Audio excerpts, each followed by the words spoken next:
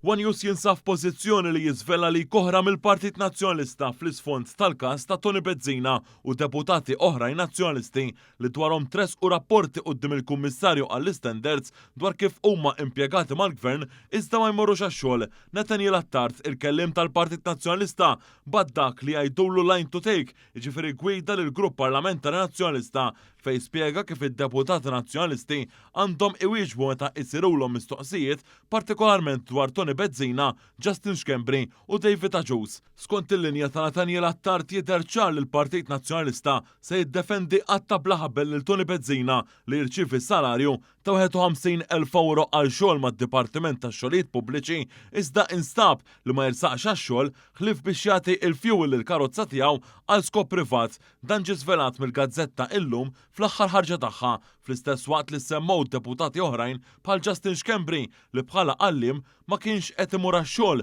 u David Agius li attendi b'mod ridott. Nathaniel Attard kiteb li speċifikament fuq ta' Tony Bezzina jekk jiġu darhom mal-ħajt id-deputati għandhom iżommu mal-line to take tiegħu. Ingħad li Tony Bezzina dejjem ħadem kif suppost iżda f'rapport tal-Kummissarju għall-Standards fil-ħajja pubblika fi żmien George Hisler jingħad li d-deputati nazzjonalisti abbużaw mis-sistema parlamentari biex ma jmorrux għax-xogħol mal-Gvern bl-iskuża li huma membri parlamentari. Dan ukoll igiddeb il-line to take issa ta' Nathaniel Attard minn barra hekk u fatt dokumentat kif fl-2012 Bezzina kien ukoll abbuża mill-pożizzjoni li kellu mal-Gvern dak iż-żmien fil-Ministeru għar-Riżorsi meta qabbad uffiċjali fid-Dipartiment isibulu 3 ħaddiema ħalli jagħmlu xogħol ta' tisbieħ fuq numru ta' jiem fil-Gażin Nazzjonalista ta' Żuriq fejn hu kien President. Meta qabad bl-abbuż il-Perit Bezzina ukoll kien ġiel li 3 ħaddiema jeħdu affidavits kontra il-volontà tagħhom.